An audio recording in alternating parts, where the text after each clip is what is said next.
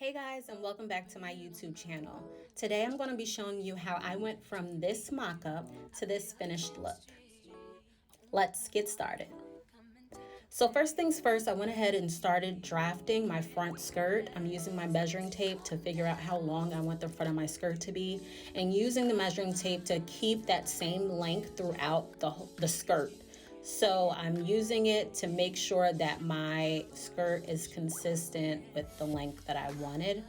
And you'll see here shortly, I had to cut some excess paper off the bottom to add to the width because my paper wasn't long enough. So if you need to do that, you can go ahead and do that also and just tape it to add more width to your drafting paper.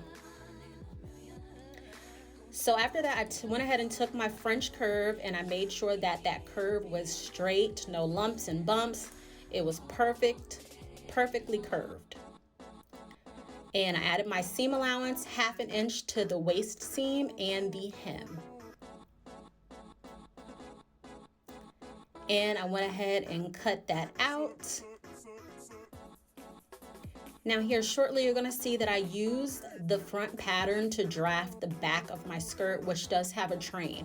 So I put the center front on the, it's not on the fold. So I put the center front on the edge of the paper, and I used the side seam to essentially go ahead and draft the back of my train, adding the length that I want and how I wanted it curved. Here you see me pinning my pattern to my dress form just to make my edits and see how it's going to fit before I cut any muslin, before I cut any fabric. I want to make sure that my pattern is the way that I want it. And this is where you can make all your edits.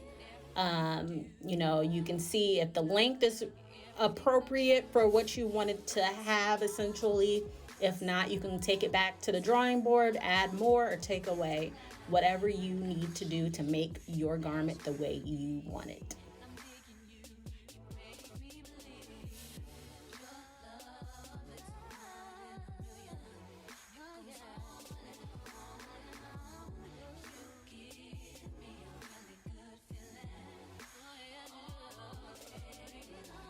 And this is how it came out. Now, essentially, this is not how the, the finished product actually looks, but this is what the drafting process is all about. Here, I knew I needed to add about 6 more inches so it can meet up with that side seam there.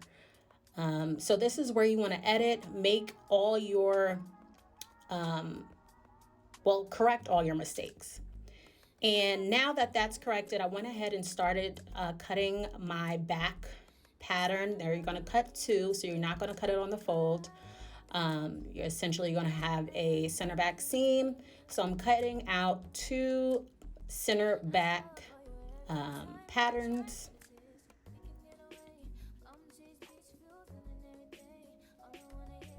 And you're going to do the same with the front, but the front you're going to cut on the fold. So you're going to have 1 front, 2 backs. Here I started draping my illusion mesh for my bodice. Draping is so therapeutic. I love it more than patterning. So here you see me draping the illusion mesh, and you'll see a little bit better for the back. So here's the back. I started off by pinning. I cut off at my waist and I left a 1 inch extension at the center back. You see me smoothing around my side seams, cutting my neck and my shoulder. And I'm having a keyhole in the back, so I went ahead and cut my keyhole. Here I am sewing up my side seams and my shoulder seams. Now this particular design is going to have a corset attached. So the illusion mesh is just going to be at the top. And then there's going to be a corset. So this is my draft. This is me drafting. So this is me still working out all my kinks. I went ahead and sewn my corset this way. I didn't add any boning this time, But later on, after I put my first sample together, I realized that I did need the boning. So you will see that I did end up using boning. Here is my mock-up. All right, so now that the mock-up was complete, I realized that it was very flat in the front, so I did want some more flare and some more volume. So what I'm doing is I am creating volume by doing the slash and spread method. So essentially I am creating lines. I'm just eyeballing it really. I didn't want to make too many lines because that was just going to take up too much time, but I just eyeballed it. I think I made about 4 lines, making sure they're somewhat even.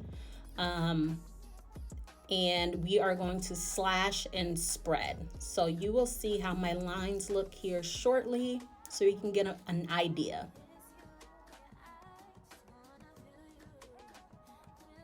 All right, so you see my lines here, and I'm going to slash these lines to, not through. So you're going to start at the hem, you're going to cut all the way up to the waist, but you're not going to cut it all the way through. You're going to cut right up to the waist line.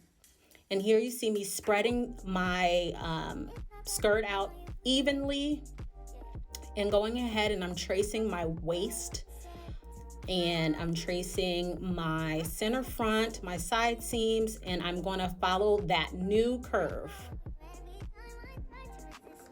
So go ahead and take your French curve. Make sure that curve is even all the way across.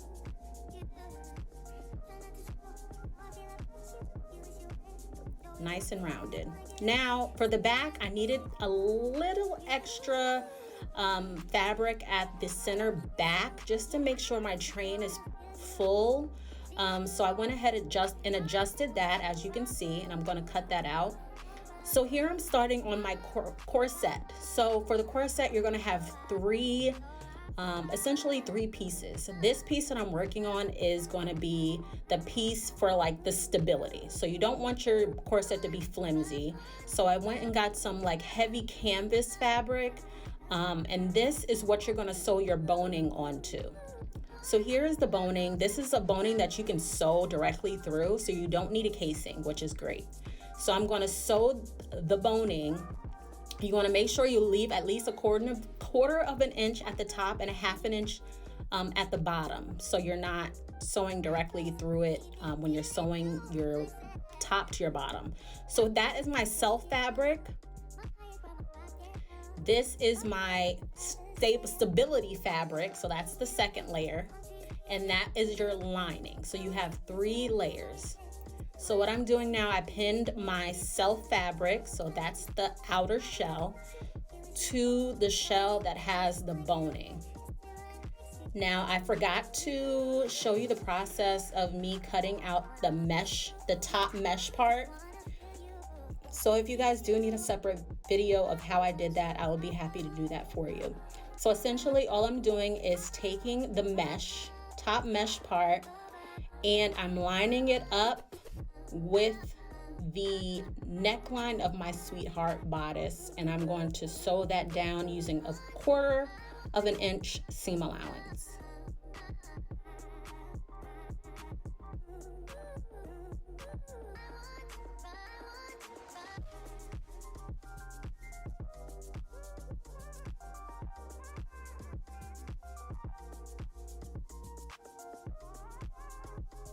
Now I'm going to go ahead and add my lining. You're going to sew that right sides together, and you're going to flip the lining to the inside so that the smooth part, I'm using satin, is showing. This is how it looks.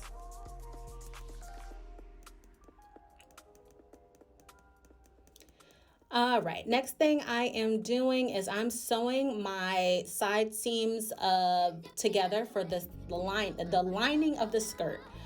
So I'm sewing the front side seam to the back side seam on both sides.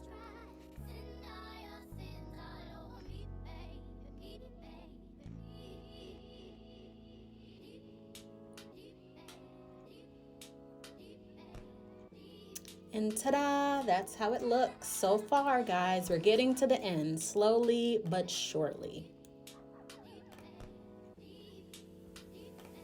So now I'm going to work on the back of my mesh bodice. I'm using that as stay tape. So since the illusion mesh is stretchy, I do not want my keyhole to stretch and be all wobbly and wonky. So I'm using that stay tape, and I'm using a straight stitch, obviously because I'm using an industrial machine, but a straight stitch right down the middle of it, as you can see, so it's not going to stretch. And after that, I went ahead and made my own bias tape, and I made a bias binding for my keyhole. So now I'm going to attach my skirt lining to the lining of the corset only. So I'm not going to sew through the outer shell and the stability shell, the second shell.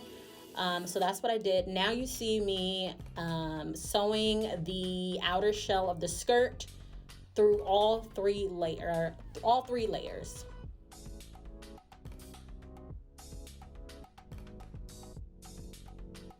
All right, we're almost done. So now I'm going to go ahead and insert my zipper.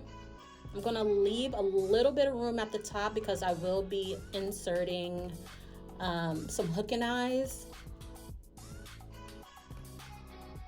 So you're going to go ahead and add your zipper, and you're going to close off your center back seam on both layers, on your lining layer and your self layer.